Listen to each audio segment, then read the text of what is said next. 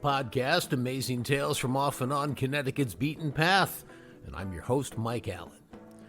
Today's going to be a story about an enclave. Now, that's an area of land within another area of land that has its own distinct cultural identification. Well, this enclave happens to be in the town of Southbury, and it's called Russian Village. It was co-founded by Ilya Tolstoy. He's the son of the great Russian novelist Leo Tolstoy, author of War and Peace, among others. Over the years, many well-known Russian greats either lived there or visited there. It's on the National Register of Historic Places, and it's turning 100 years old this year. Now, what makes our guest this week so special is that Natasha Jahrsdoerfer is 92 years old. That makes her almost as old as the village itself, and she grew up there from the age of 3. Wait until you hear her stories in just a minute about what it was like living there with such luminaries milling about and in the years prior to modern amenities. This week's trivia question: where would you find a gated community in Connecticut with a beautifully maintained lake, built as a camp by New York City firefighters for their kids? Well, stick around after the main program for the answer, because then you'll know the topic for next week's show. Amazing Tales from Off and On Connecticut's Beaten Path is brought to you by our sponsor, Yale New Haven Health. Yale New Haven Hospital was the very first hospital in Connecticut. They opened their doors 200 years ago and later introduced the entire country to the use of penicillin and chemotherapy. Today, some of the brightest minds in medicine choose to work there, and it's the primary teaching hospital for the prestigious Yale School of Medicine. For more information, log on to ynhhs.org. That's ynhhs.org. Russian Village. It's in the town of Southbury. Now, if you've never heard of it, and if you've never been there, you're in for a treat. There's only 3 roads in the community of about 150 houses: Russian Village Road, Kiev Drive, and Tolstoy Lane. And this isn't a Disneyland type of place. This is real. Even the road signs and the entry sign are throwbacks to the artistic look of earlier times in Mother Russia, back when the czars ran the country. There's even a miniature Russian Orthodox chapel, which is meticulously designed after the largest such cathedral in Moscow, and it just has to be seen to be believed. It's gorgeous, it's ornate, but it's only big enough to hold about 10 people at a time, tops. There's also a printing shop on site. It's no longer active, but the printing presses are still inside, just idle. And back in its heyday, it cranked out Russian-language books and works of art by the famous authors who were associated with this artistic community in Russian Village. Russian, by the way, was the language spoken there. Tradition has it that the son of famed Russian author Leo Tolstoy, Ilya Tolstoy, was visiting his editor in Woodbury, and on his way back got out of his car near a stand of white birch trees on the hillside in Southbury overlooking the Pomperaug River. It was those white birch trees in particular that reminded him of the Russian countryside that he had loved so much, like so many other Russians who had to leave it all behind when the czars' family was overthrown by Stalin in the Russian Revolution. And many of those Russian emigres after the revolution came to New York City and stayed there, but a handful of elite intellectuals would wind up populating this eclectic artist community in Southbury at Russian Village. Our special guest today is Natasha Jahrsdoerfer. She's 92 years old, and the Russian Village itself is celebrating its 100th anniversary this year. Well, she grew up in the village as a young girl and still has vivid memories of the most famous Russian artists of that time coming through the Russian Village over the years. Natasha, I'm very much looking forward to this interview because you provide firsthand experience and memories of what this great Russian village was like back in the day. Today, if you drive up there, there are still some remnants, and it's still a very special place to visit, and it's on the National Register of Historic Places, but it has changed, and a lot of the population has moved out, and new people have moved in, and it's not quite the same as it was when you were there. Why don't we start off, if you don't mind? Tell us a little bit about when were you there? What years were you there? Was it you, your family? If you could just fill us in on that. My first actual memory of the village, I was probably about 3 years old, and that would have been 1934. And, well, I guess it was known in New York that there was this special place in Connecticut. In 1938, my parents bought 3.5 acres in the village, which turned out eventually to not even be a road according to Southbury, but it's a road in the village, and the property goes back to the Pomperaug River. And my father and one of the other men in the village hand dug the basement for the building. We had lots of birch trees, which is one of the things that had attracted Tolstoy to the village. But then they built it was a dacha. It was just a cabin, no running water, no electricity, no heat, nothing like that. I know electricity was added at some point. The running water was much later, maybe in the 50s. And up until then, we carried any drinking water from the Wasils, who were sort of our neighbors, and we would just carry 2 buckets of water. That was what we did. My mother would do laundry down at the river at the Pomperaug, which nowadays environmentalists would be horrified, but she did wash our clothes and hang them on bushes while we were down at the river for the day, and then bring it back up the hill. So the house is still very much there. I just sold the house a year ago, October. Your dad was one of the members of the military group that was there, because when you look at Russian Village in the early days, there were 2 what I would call sort of categories of people that tended to be there. One was the artists and the writers and those sorts of people, the musicians. And then there was a military subset, and it sounds like your dad was in there too. And if I have my history right, there was a building that burned down, I think in the 1940s or 50s, that was sort of like the military mess hall where they would get together and socialize and have a good time. And do you remember anything about that? I think what you're talking about is Camp Easy. There was a road that went, it wasn't a car road, but it was a rough road through the woods. It's now Audubon property. In the early days, we used to always walk through there, and you could still see the ruins. You could find odd things that had been in the building. And my dad was definitely military. He was in the Czars army, and he was on the last ship that left Sevastopol after the revolution. And when he got to New York, he just jumped ship and stayed in New York. He started to build a new life. And the Russian colony was very strong in New York.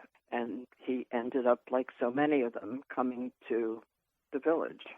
Southbury itself was such a different place in those days. And I want to take 2 examples from your memory. Number 1, Interstate 84 hadn't been built yet, so Route 6 was the main road going through town.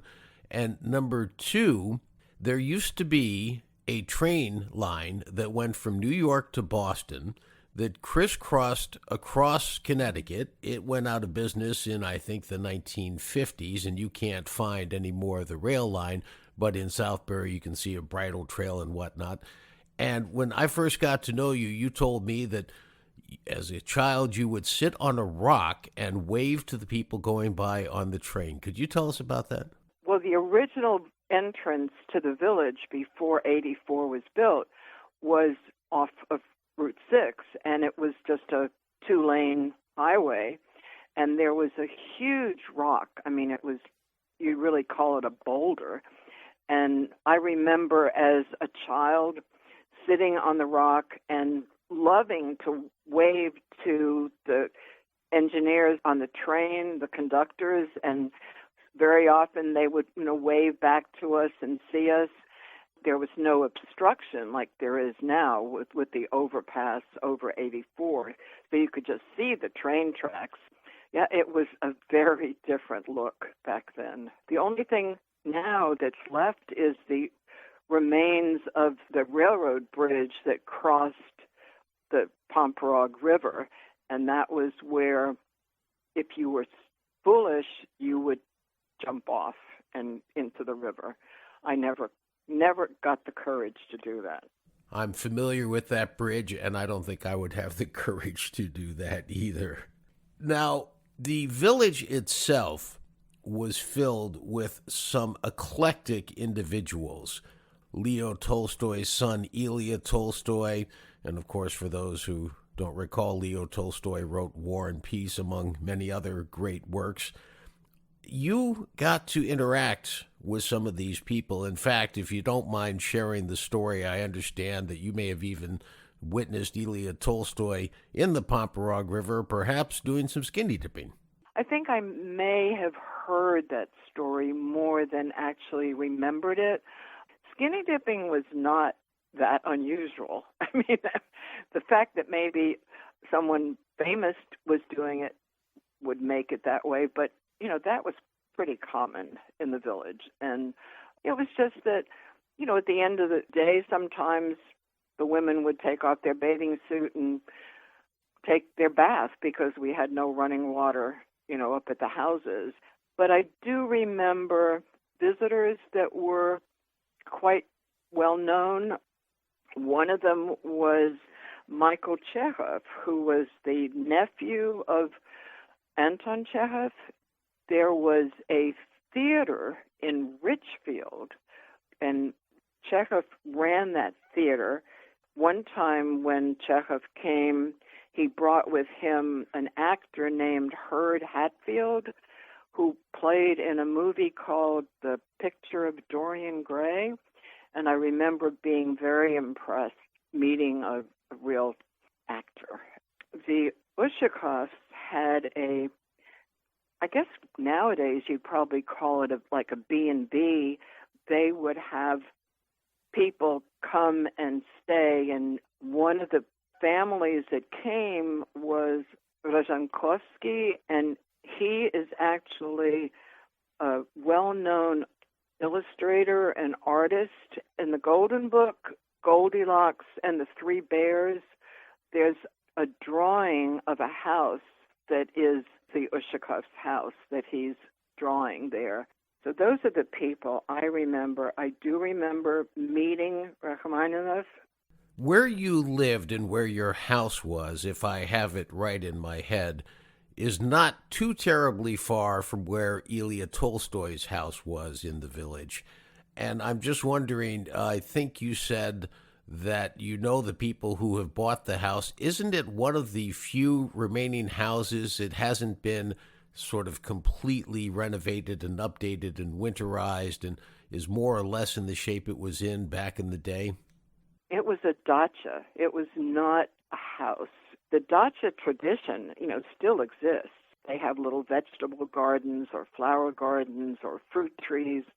But the house was a small house, and it's a very modest little bungalow.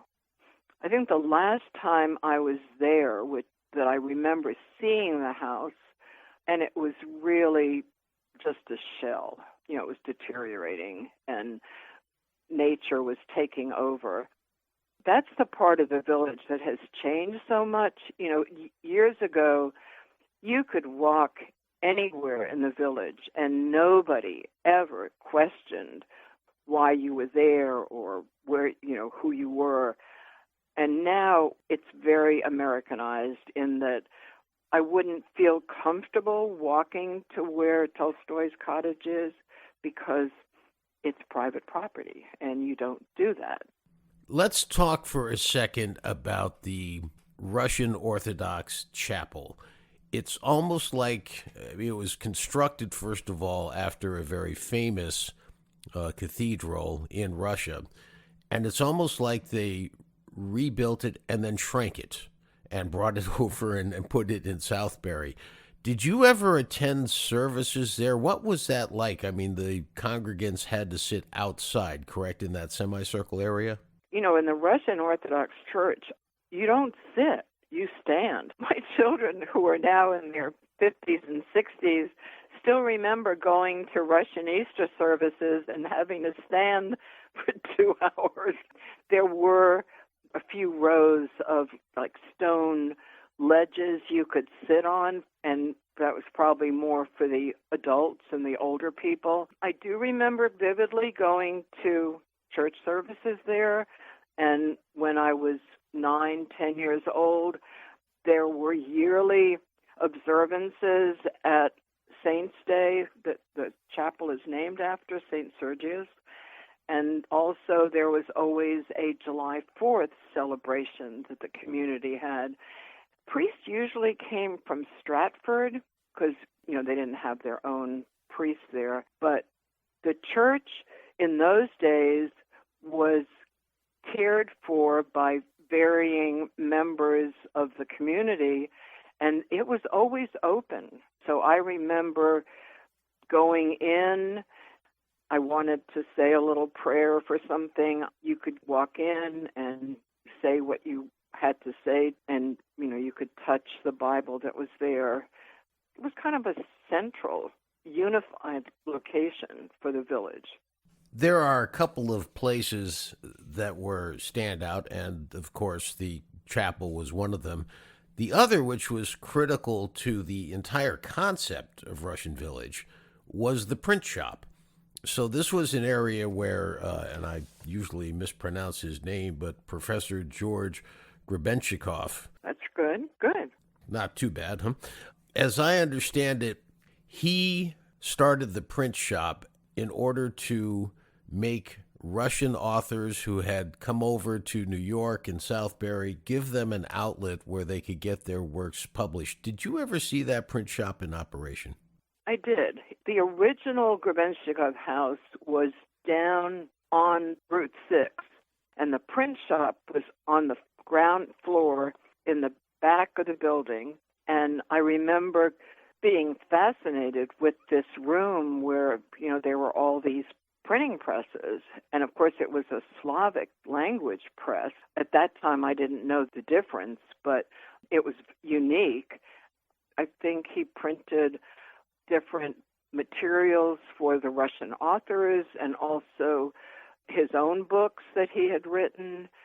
When they decided to build 84, whoever was in charge offered to move the original structures. The printing press is still in one piece, and it's been moved to the top of the hill. One other famous person who used to go to the village was a benefactor financially at some point, and famously made sure that his helicopters built at the end of the Housatonic River would fly up over the village for test flights and then come back down to the Long Island Sound area. Igor Sikorsky, did you ever meet him?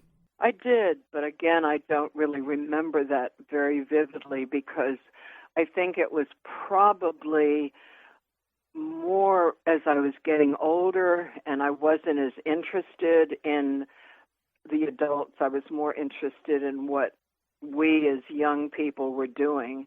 I know he visited quite a few times. Yes, he was well known in the village. What was it like being of Russian descent in a place called Russian Village during the Cold War? Were there uneducated people who thought maybe this was a den of spies or some other equally reprehensible group of Russians? I know what some of the responses were in earlier times when, like, the Grichenkos first moved there back in the late 40s, and when Nina and George went to school in Southbury, there was not an open acceptance of someone who lived in the Russian village. But as far as during the Cold War, I can't answer that because I didn't really experience it. The village itself is celebrating its 100th anniversary this year. Settled in 1923, it's now 2023, and it's on the National Register of Historic Places. Considering your association with the village, how does that make you feel? It's a very unique place, and so having it put into the National Register has preserved it. Sadly, it's not the village that I grew up in. That will never come again. But what's there is preserved and hopefully honored by people like the young woman who bought my mother's house and who remembers growing up there. Even though it wasn't the time I remember, she still considers it very special.